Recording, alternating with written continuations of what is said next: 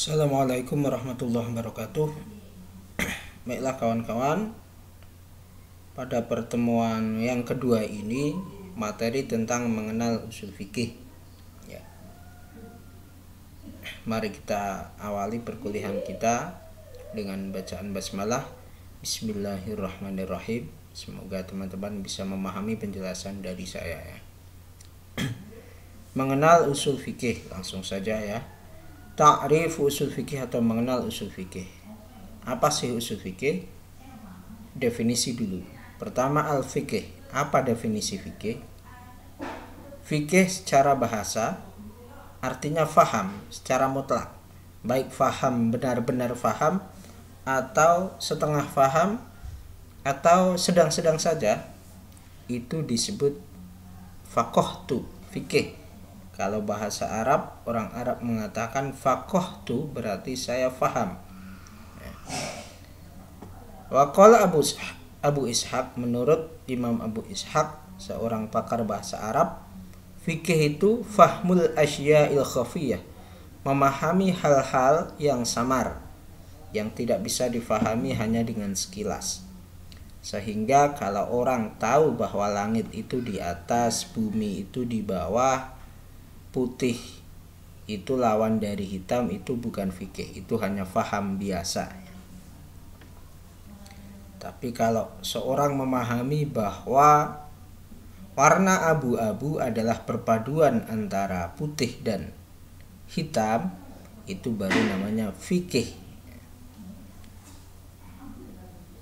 Ini secara bahasa, belum secara istilah ya. Hijau, atau orang tahu bahwa ini warna kuning, warna merah, ini bukan fikih, itu pemahaman biasa. Tapi kalau seseorang tahu bahwa warna oranye itu adalah perpaduan antara kuning dan merah, itu namanya fikih.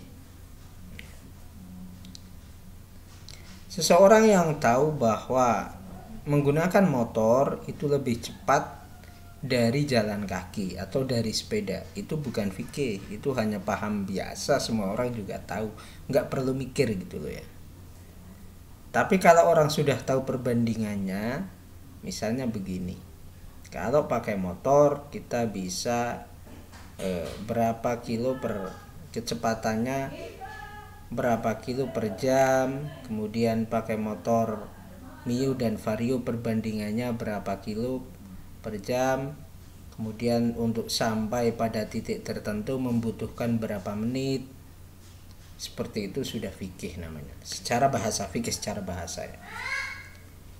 Sehingga fikih itu secara bahasa artinya adalah faham dan al-ilmu, tahu. Nah, tingkat-tingkatan pengetahuan manusia itu yang tertinggi adalah fikih ya. Al-ilmu itu tahu. Nah, fikih itu memahami secara mendalam, ilmu itu tahu, ya tahu gitu saja ya.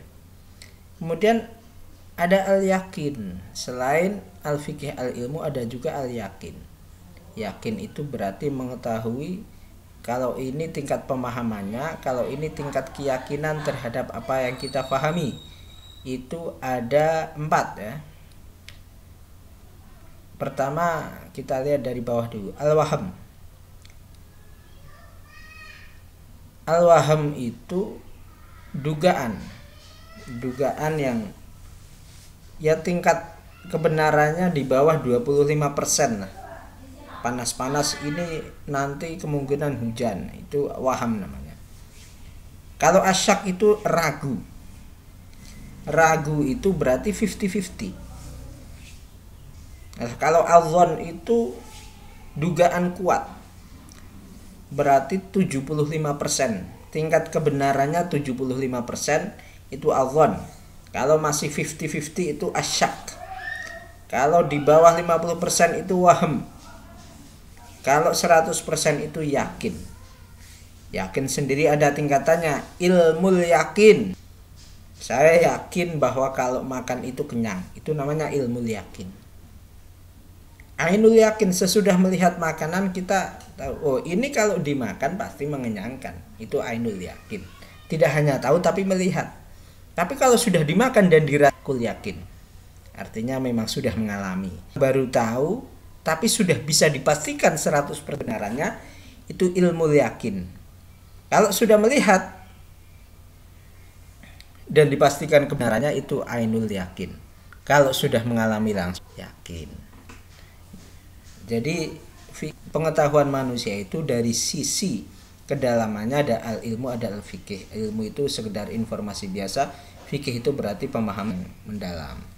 Dari sisi keyakinannya ada 4 tingkatan, yakin dan waham.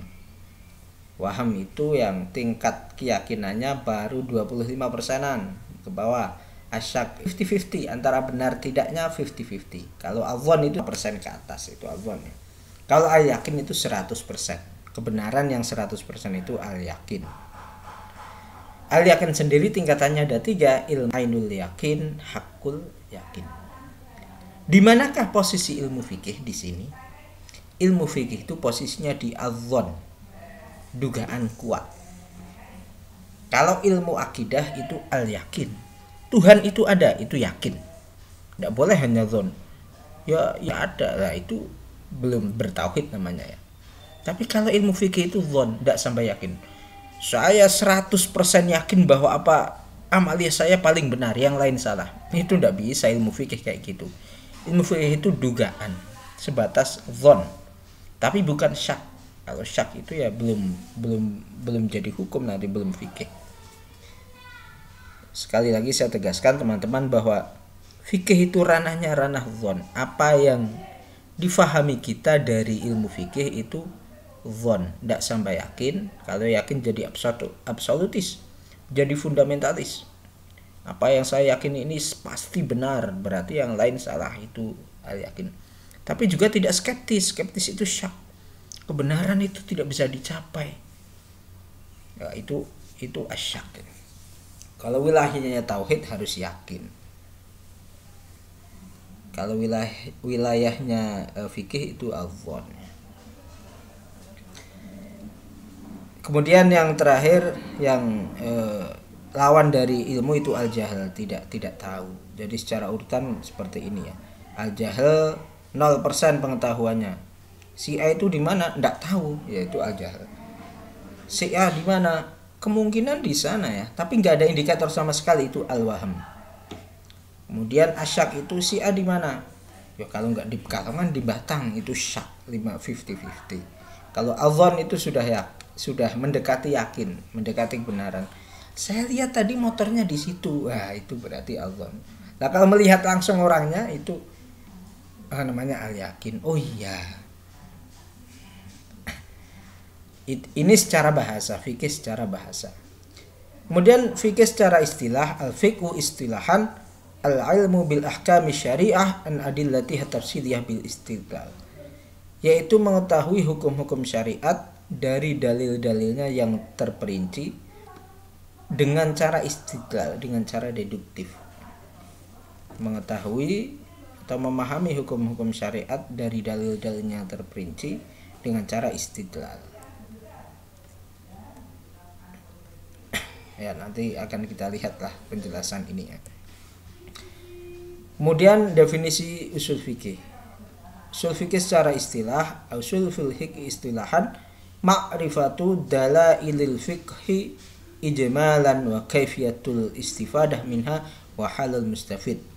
Menurut kaum Syafi'iyah, usul fikih adalah memahami dalil-dalil fikih secara ijmal, secara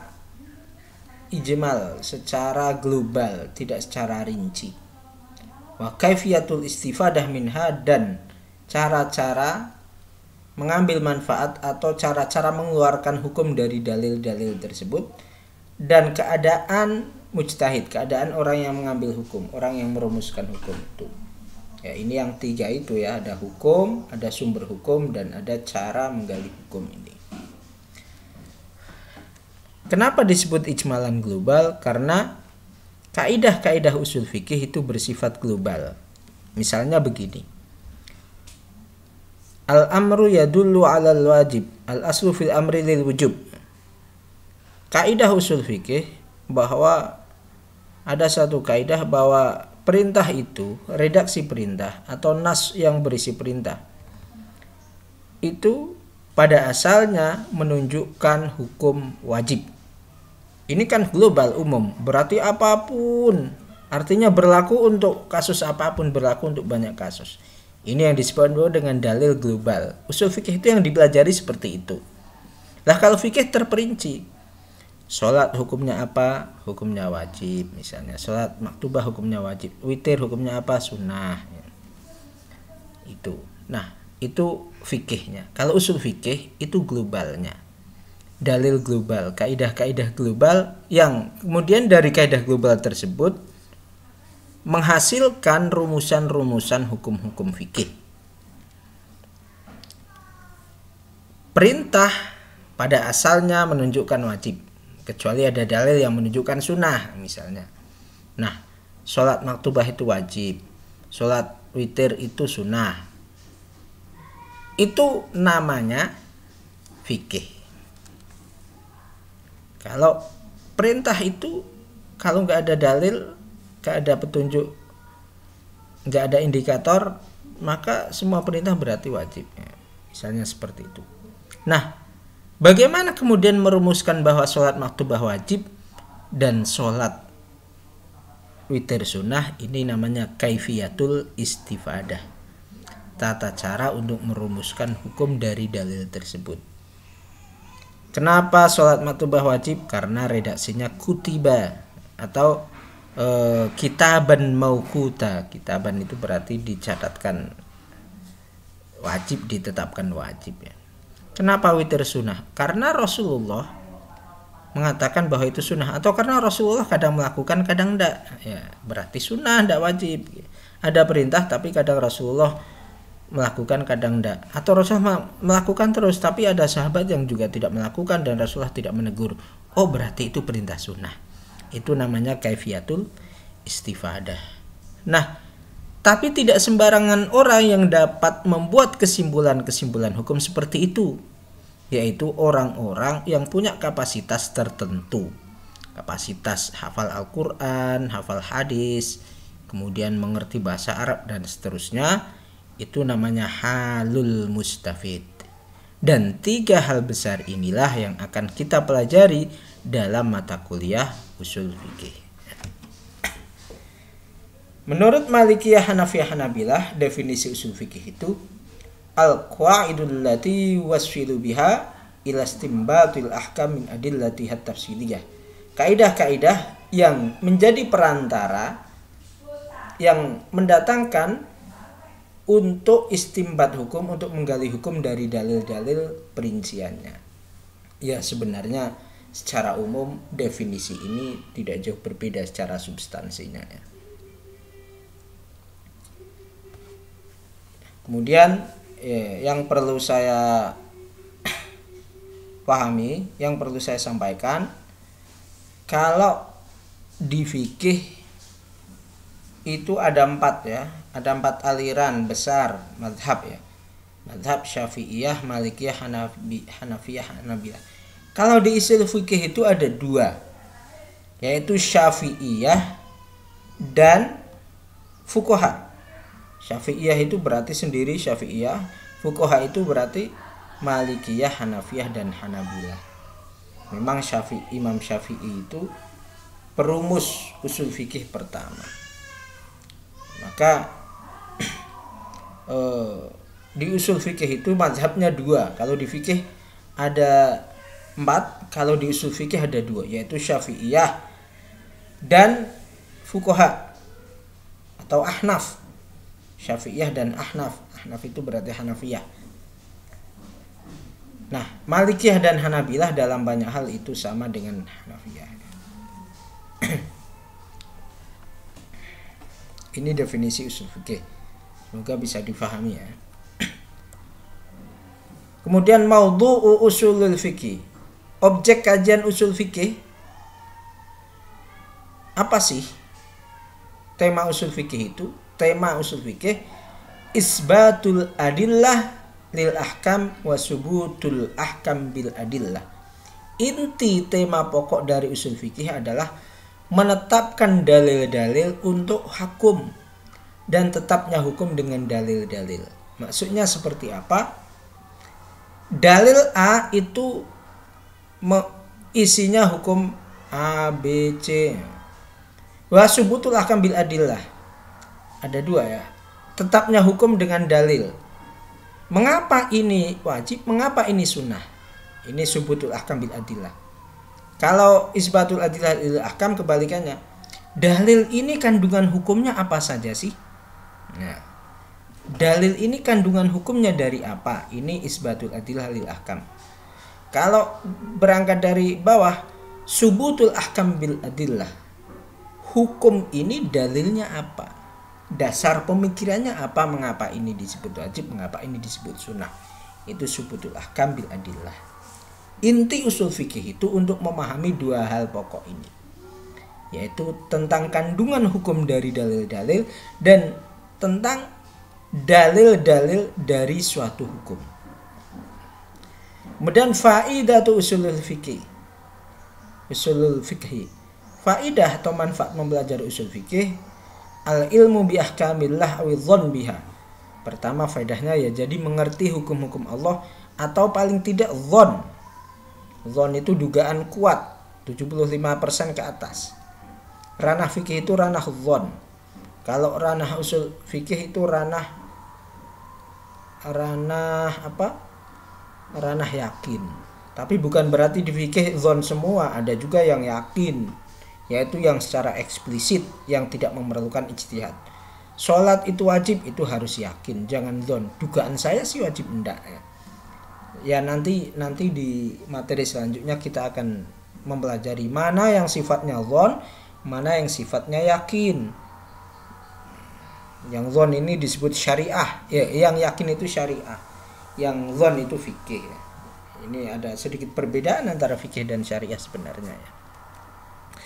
Faedah yang kedua, manfaat yang kedua belajar usul fikih adalah at-taraqi an martabati taqlid ilal ittiba wal ijtihad. Peningkatan diri dari level taklid. Taklid itu manut tanpa tahu dasarnya. Zuhur itu 4 rakaat. Dasarnya apa? Wis pokoknya manut bae karo kiaiku. Ilal ittiba pada ittiba. Kalau ittiba berarti tahu dasarnya. Zuhur itu 4 rakaat, dasarnya apa? Dasarnya adalah hadis fi'li, hadis amali yang mutawatir dari Rasulullah sampai hari ini. Sampai Rasulullah sampai hari ini, sahabat, tabi'in, para ulama, sholat zuhur itu 4 rakaat. Itu namanya sunnah amaliyah. Wal ijtihad, dan ijtihad. Bisa kalau faham betul dengan perangkat-perangkat yang lain, bisa ke level ijtihad. Tapi untuk tahu syarat-syarat ijtihad itu apa saja nanti di materi selanjutnya ya. Istimdadu usul fikih. Istimdad itu artinya apa? Bahan-bahan ya. Bahan-bahan usul fikih. Usul fikih itu dari mana sih? Kaidah-kaidah usul fikih itu pertama dari Al-Qur'an dan hadis. Maka di usul fikih banyak mempelajari Al-Quran dan hadis karena memang secara spesifik digunakan untuk memahami Quran dan Sunnah. Yang kedua dari ilmu tauhid. Kok bisa usul fikih dari ilmu tauhid? Hubungannya apa? Ya adalah hubungannya, nanti di materi selanjutnya akan ada ya. Misalnya tentang kebenaran atau hukum itu bisa didapatkan dari mana, itu wilayah ilmu tauhid ya. Nantilah, terlalu panjang kalau dijelaskan di sini, belum waktunya. Kemudian dari ilmu bahasa Arab tentu saja tentang sighat amar, sighat nahi, itu dari bahasa Arab. Dan yang keempat dari ilmu mantik, dari ilmu logika. Dengan kata lain, usul fikih itu banyak logika-logika. Dan sebenarnya usul fikih itu logika berpikir usul fikih itu bermanfaat untuk kehidupan sehari-hari di luar masalah bidang fikih.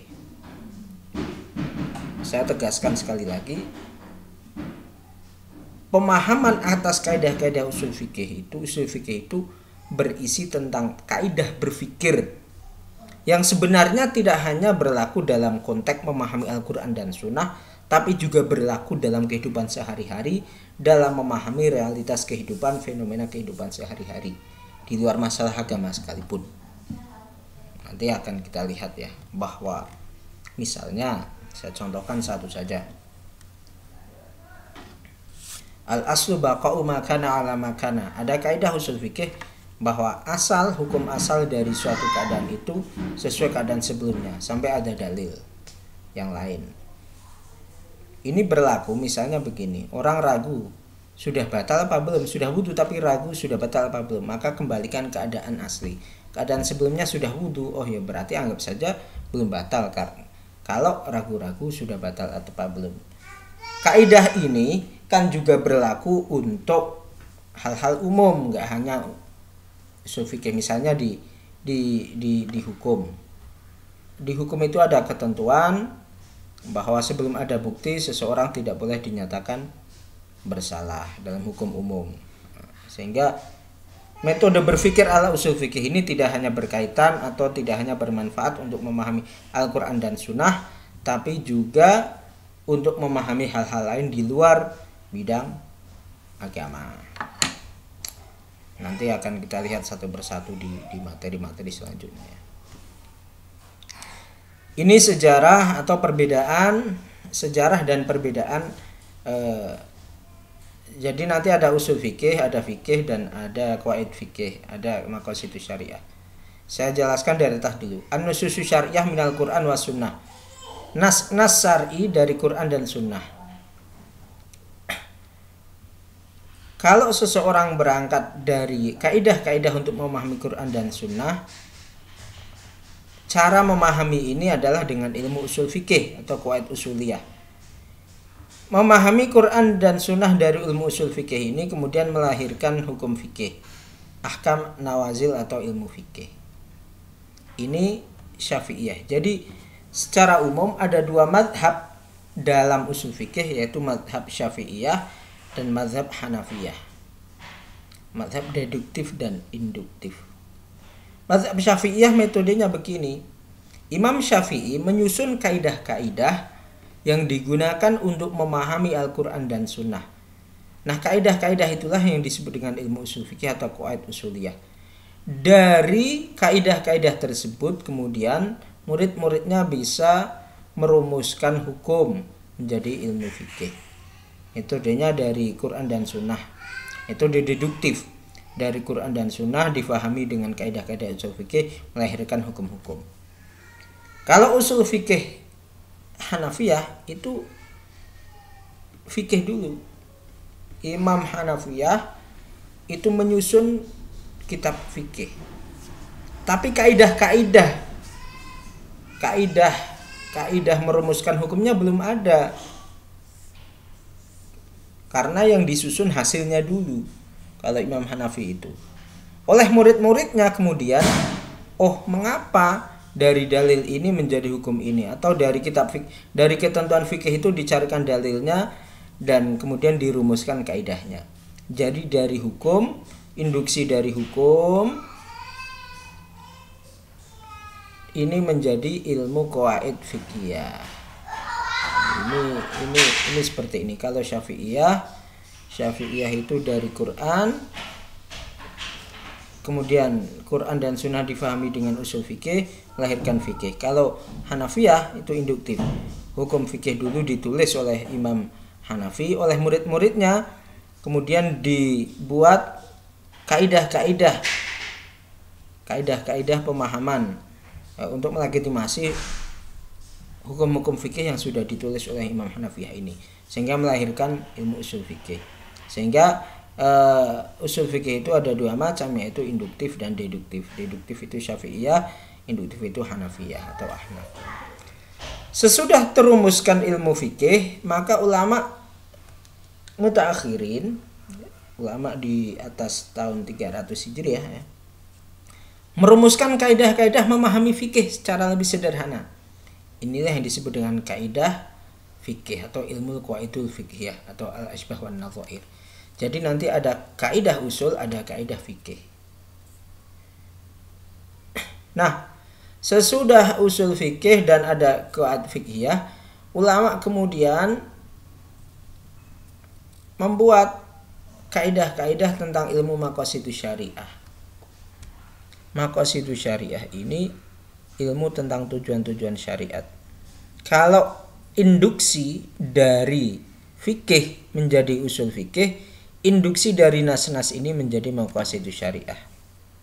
Ya, tidak perlu saya jelaskan karena ini masing-masing nanti akan mengalir ya penjelasannya. Kalau di faksa harus paham langsung hari ini ya agak kesulitan. Tapi secara umum begini, saya ingin sampaikan bahwa ilmu fikih itu, rumpun fikih itu ada 4 besar ya.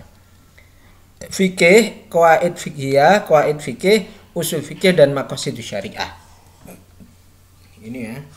Jadi ini ada 4 rumpun ini. Fikih itu berkaitan dengan pertanyaan apa. Ini hukumnya apa, itu fikih. Usul fikih itu untuk menjawab mengapa. Mengapa ini hukumnya A, mengapa ini wajib, mengapa ini sunnah.